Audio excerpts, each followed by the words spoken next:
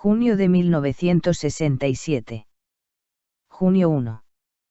Envié la vanguardia a apostarse en el camino y hacer una exploración hasta el cruce del camino petrolero, a unos 3 kilómetros. La aviación comenzó a moverse por la zona, de acuerdo con la información de la radio, en el sentido de que el mal tiempo había dificultado las acciones los días anteriores y ahora las reiniciarían. Dieron un parte extraño sobre 2 muertos y 3 heridos, que no se sabe si son los viejos o nuevos. Después de comer, a las 5, salimos rumbo a la vía. Fueron 7-8 kilómetros. Hechos sin novedad, caminamos 1,5 por la vía y tomamos un callejón abandonado que nos debe llevar a un terreno a 7 kilómetros. Pero ya estaba todo el mundo cansado y nos dormimos a mitad del camino. En todo el trayecto, solo se escuchó un tiro lejano. Junio 2. Se cumplieron los 7 kilómetros previstos por Gregorio y llegamos al terreno. Allí cogimos un chancho robusto y lo matamos, pero en ese momento aparecieron el vaquero de Braulio Robles, su hijo y 2 peones, uno de los cuales resultó ser un hijastro del dueño, Simuní. En sus caballos transportamos los 3 kilómetros. Hasta el arroyo, al chancho descuartizado, y allí los retuvimos, mientras escondíamos a Gregorio, cuya desaparición se conocía. Casi al llegar al centro, pasó un camión del ejército con 2 soldaditos y unos turriles, un bocado fácil, pero era día de holgorio y puerco. Pasamos la noche cocinando y a las 3:30 soltamos los 4 guajiros, pagándole $10 a cada uno por su día. A las 4:30 se iba Gregorio, que esperó comida y reenganche y recibió $100. El agua del arroyo es amarga. Junio 3. Salimos a las 6:30 por la margen izquierda del arroyo caminando hasta las 12, hora en que se mandó a Benigno y Ricardo de exploración al camino, encontrando un buen lugar para emboscada. A las 13 ocupamos posiciones, Ricardo y yo con un grupo cada uno en el centro, Pombo en un extremo y Miguel, con toda la vanguardia en el punto ideal. A las 14:30 pasó un camión con chanchos que dejamos pasar, a las 16:20 una camioneta con botellas vacías y a las 17 un camión del ejército, el mismo de ayer, con 2 soldaditos envueltos en frazada en la cama del vehículo. No tuve coraje para tirarles y no me funcionó el cerebro lo suficientemente rápido como para detenerlo, lo dejamos pasar. A las 18 levantamos la emboscada y seguimos camino abajo hasta encontrar el arroyo de nuevo. Apenas llegados pasaron 4 camiones en fila y luego 3 más, al parecer sin ejército. Junio 4. Seguimos caminando por la margen del arroyo, con la intención de hacer otra emboscada si las condiciones se presentaban, pero apareció una senda que nos llevaba al oeste y la tomamos, luego siguió por un cauce seco y tomó rumbo al sur. A las 14:45 paramos a hacer café y avena. En un charquito de agua fangosa, pero se demoró mucho y acampamos allí mismo. Por la noche se desató el surazo con agua finita toda la noche. Junio 5. Dejamos la senda y fuimos partiendo monte bajo el chinchín constante del surazo. Caminamos hasta las 17, efectivamente 2 horas y cuarto. Rompiendo manigua brava por las laderas de la maestra de este lugar. El fuego se convirtió en el gran dios de la jornada. El día pasó en blanco en cuanto a comestibles, guardamos el agua salobre de las cantimploras para el desayuno de mañana. Junio 6. Tras un desayuno magro, Miguel, Benigno y Pablito salieron a hacer el camino y explorar. A las 14 aproximadamente volvía Pablo con la noticia de que se había llegado a un terreno abandonado, con ganado. Nos pusimos todos en marcha y, siguiendo el curso del arroyo, cruzamos el terreno y fuimos a dar al Río Grande. De allí se mandó una exploración con la misión de tomar alguna casa si se veía cerca y aislada. Así se hizo y las primeras informaciones indicaban que estábamos a 3 kilómetros de Puerto Camacho, donde había unos 50 soldados. Se comunica por senda. Pasamos toda la noche cocinando puerco y locro, no rindió la jornada lo esperado y salimos cansados, ya de día. Junio 7. Caminamos con parsimonia desechando potreros viejos, hasta que el guía, uno de los hijos del dueño, anunció que no había más. Seguimos por la playa hasta encontrar otro terreno, del que no había hablado, con jocos, caña, guineos, y un poco de frijoles. Aquí hicimos campamento. El muchacho que nos guía comenzó a quejarse de fuertes dolores de vientre, no sabemos si auténticos. Junio 8. Corrimos el campamento unos 300 metros. Para librarnos de la doble vigilancia de la playa y el terreno, aunque luego nos enteramos de que el dueño no había hecho camino y siempre venía en chalana. Benigno, Pablo, Urbano y León marcharon a tratar de hacer un camino que cortara el farallón, pero vinieron por la tarde con la noticia de que era imposible. Tuve que hacerle otra advertencia a Urbano debido a sus desplantes. Convinimos en hacer una balsa mañana, cerca del farallón.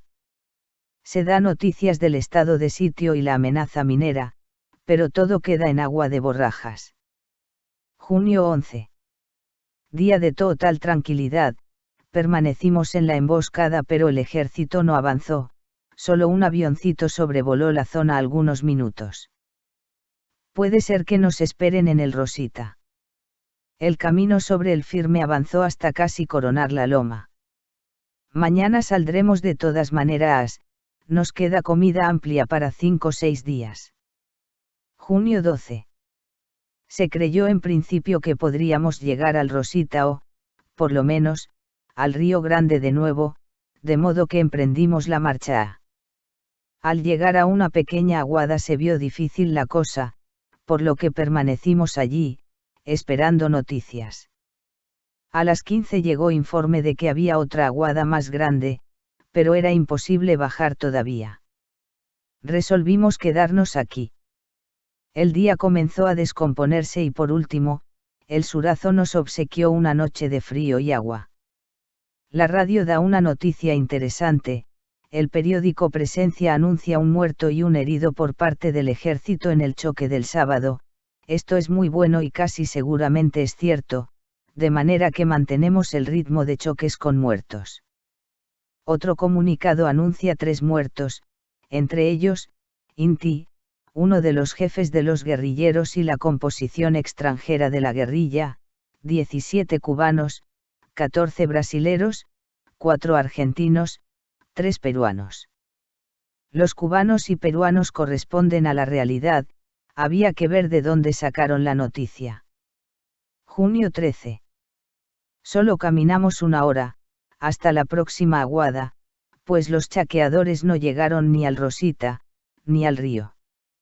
Mucho frío. Mañana es posible que se llegue. Nos queda comida floja para 5 días. Lo interesante es la convulsión política del país, la fabulosa cantidad de pactos y contrapactos que hay en el ambiente. Pocas veces se ha visto tan claramente la posibilidad de catalización de la guerrilla. Junio 14. Pasamos el día en la aguada fría, al lado del fuego, esperando noticias de Miguel y Urbano, que eran los chaqueadores. El plazo para moverse era hasta las 15 horas, pero Urbano llegó pasada esa hora a avisar que se había llegado a un arroyo y que se veían piquetes, por lo que creía que podría llegar al Río Grande. Nos quedamos en el lugar, comiéndonos el último potaje, no queda más que una ración de maní y 3 de mote. He llegado a los 39 y se acerca inexorablemente una edad que da que pensar sobre mi futuro guerrillero, por ahora estoy entero. Junio 15. Caminamos un poco menos de 3 horas para llegar a las márgenes del Río Grande, en un lugar que reconocimos y que calculo, está a 2 horas del Rosita. Nicolás, el campesino, habla de 3 kilómetros. Se le dieron 150 pesos y la oportunidad de irse y salió como un cohete. Nos quedamos en el mismo lugar a donde llegamos, Aniceto hizo una exploración y cree que se podrá cruzar el río. Comimos sopa de maní y un poco de palmito de tootal hervido y saltado en manteca, solo queda mote para 3 días. Junio 16. Caminamos 1 kilómetro cuando vimos en la ribera opuesta a la gente de la vanguardia. Pacho había cruzado explorando y encontró el vado. Cruzamos con agua helada hasta la cintura y con alguna corriente, sin novedad. 1 hora después llegamos al Rosita, donde hay algunas huellas viejas de zapatos, al parecer, del ejército. Nos encontramos con que el Rosita traía más agua de lo previsto y no hay huellas de la senda marcada en el mapa. Caminamos 1 hora en el agua helada y decidimos acampar para aprovechar el palmito de Tootaí y tratar de encontrar una colmena que había encontrado Miguel en una exploración anterior. No se encontró la colmena, y solo comimos mote y palmito con manteca. Queda comida para mañana y pasado. Caminamos unos 3 kilómetros. Por el Rosita y otros 3 por el Río Grande. Junio 17. Caminamos unos 15 kilómetros. Por el Rosita, en 5 horas y medias. En el recorrido cruzamos 4 arroyos, a pesar de que en el mapa figura uno solo, el Avapocito. Se han encontrado huellas abundantes de tránsito reciente. Ricardo mató una nutria y con eso y el mote pasamos el día. Queda mote para mañana, pero es presumible que encontremos casa. Junio 18. Muchos quemamos las naves, comiéndonos todo el mote en el desayuno. A las 11, luego de 2 horas y media de camino, caímos a un terreno con maíz, yuca, caña, un trapiche para molerla, jocos y arroz. Preparamos comida, sin proteínas y mandamos a Benigno y Pablito a explorar. A las 2 horas volvió Pablo con la noticia de que se habían topado un campesino cuyo terreno está a 500 metros de este y que más atrás venían otros, los que fueron apresados al llegar. Por la noche cambiamos de campamento durmiendo en el terreno de los muchachos, situado justo en la desembocadura del camino que viene de Avapo a 7 leguas de aquí. Sus casas están a 10-15 kilómetros, arriba de la junta del Mosquera con el Oscura, sobre este último río. Junio 19. Caminamos a paso lento unos 12 kilómetros. Para llegar al rancho integrado por 3 casas por otras tantas familias. 2 kilómetros abajo vive una familia Gálvez, justo en la junta del Mosquera y el Oscuro. A los habitantes hay que cazarlos para poder hablar con ellos pues son como animalitos. Nos recibieron bien en general, pero Calisto, nombrado alcalde por una comisión militar que pasó por aquí hace un mes, se mostró reservado y renuente a vender algunas cositas. Al anochecer llegaron 3 comerciantes en chanchos con revólver y fusil Mauser, se le pasaron a la posta de la vanguardia, Inti, que los interrogó, no les quitó las armas y Antonio, que los vigilaba, lo hizo con mucho descuido. Calisto aseguró que son comerciantes de Postrer Valle y que él los conoce. Hay otro río que le cae al Rosita en su margen izquierda y se llama Suspiro, no vive nadie en su curso. Junio 20. Por la mañana, Paulino, uno de los muchachos del Chaco de abajo, nos informó que los 3 individuos no eran comerciantes, había un teniente y los otros 2 no eran del ramo. La información la obtuvo por la hija de Calisto que es su novia. Inti fue con varios hombres y les puso plazo hasta las 9 para que saliera el oficial, si no serían fusilados todos. Salió enseguida el oficial, llorando. Es un subteniente de policía que fue enviado con un carabinero y el maestro de Postrer Valle que vino como voluntario. Los mandó un coronel que está situado en ese pobladito con 60 hombres. Su misión incluía un largo viaje para el que le dieron 4 días, incluyendo en el recorrido otros puntos del camino de la Oscura. Se pensó en matarlos pero luego decidí devolverlos con una severa advertencia sobre las normas de la guerra.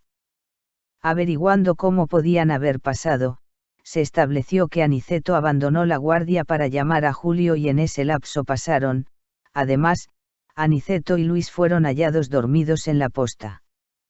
Fueron sancionados a 7 días de ayudantes de cocina y uno sin comer los puercos, asado y frito, y el potaje que se sirvió hasta la exageración. Los detenidos serán despojados de todos sus enseres. Junio 21.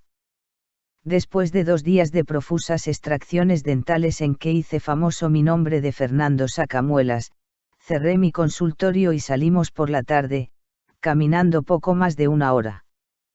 Por primera vez en esta guerra salí montado en un mulo. Los 3 detenidos fueron llevados 1 hora por el camino del Mosquera y despojados de todos sus enseres, incluidos relojes y sandalias. Pensamos llevar a Calisto, el alcalde, de práctico junto con Paulino, pero aquel estaba enfermo o lo fingió y lo dejamos con serias advertencias que probablemente no rindan muchos frutos.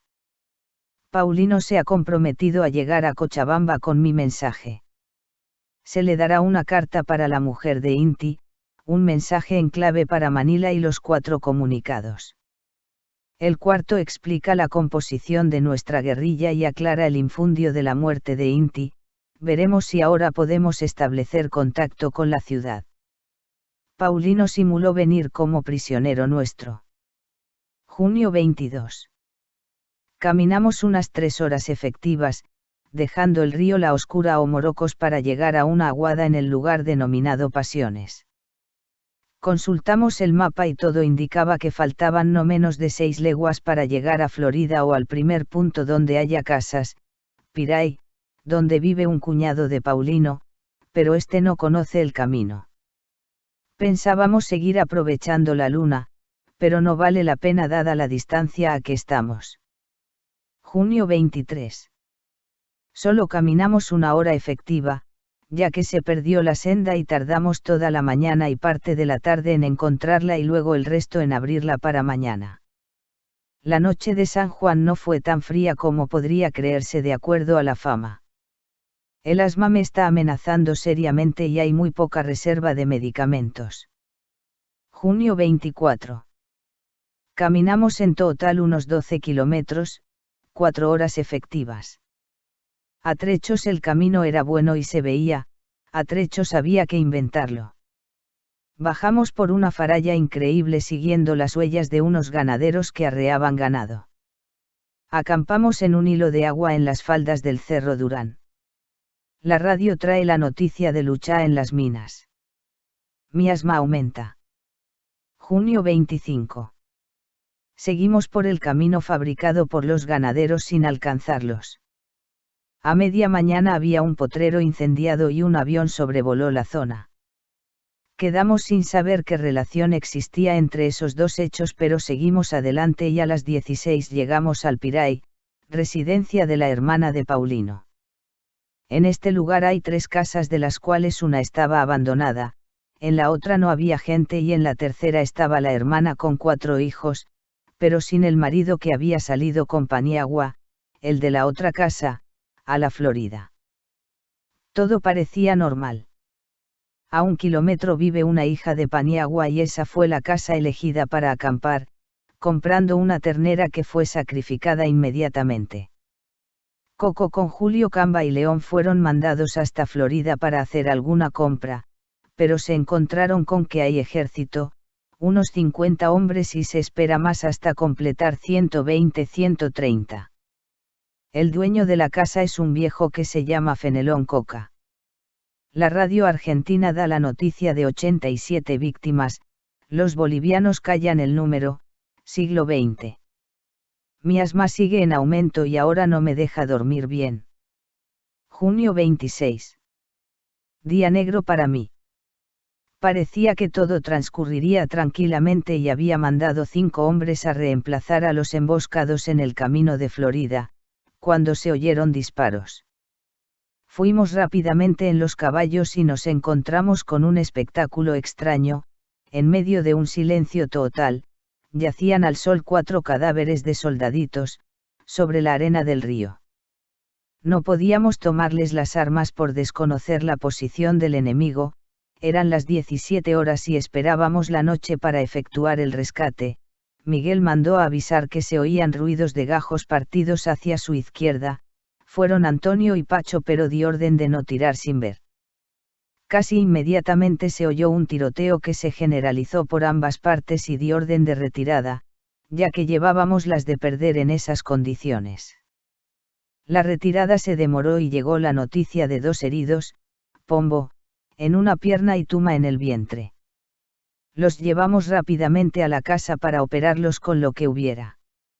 La herida de Pombo es superficial y solo traerá dolores de cabeza su falta de movilidad.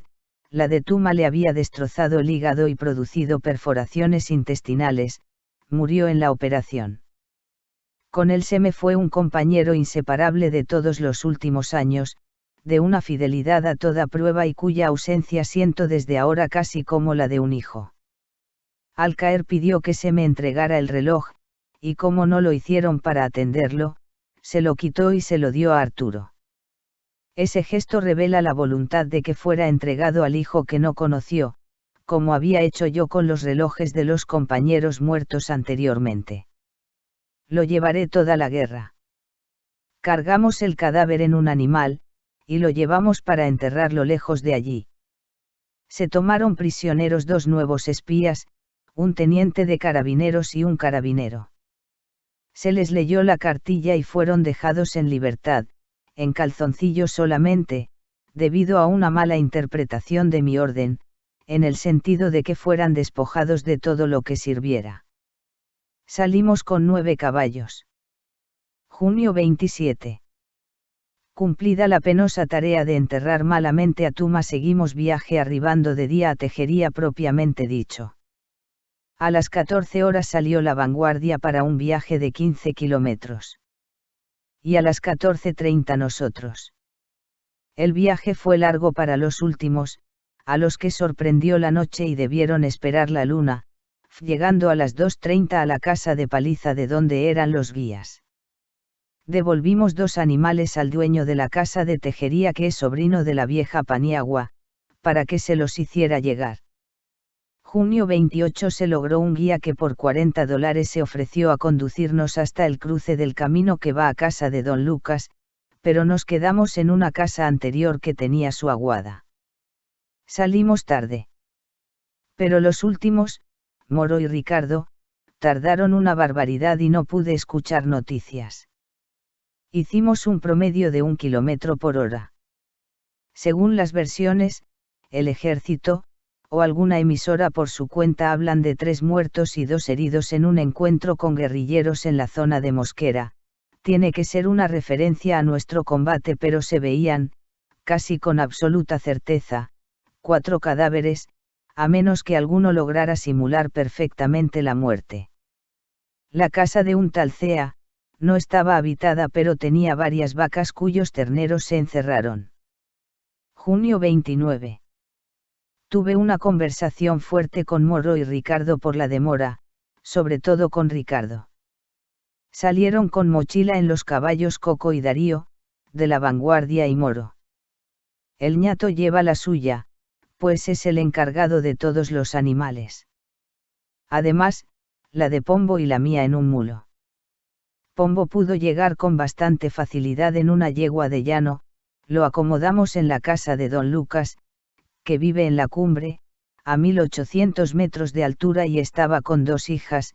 Hay 2 casas más, una de ellas de un trabajador esporádico, casi sin nada, la otra bien acondicionada. La noche fue lluviosa y fría. Los informes dicen que Barcelona está a mediodía de camino, pero, según los campesinos que vinieron por la senda, está muy mala. El dueño de casa no dice lo mismo y asegura que se arregla fácilmente. Los campesinos vienen a ver al de la otra casa y fueron detenidos por sospechosos. En el camino tuve una conversación con nuestra tropa, ahora integrada por 24 hombres. Cité entre los hombres, expliqué la significación de las pérdidas y la pérdida personal que significó para mí la muerte de Tuma, a quien consideraba casi como a un hijo.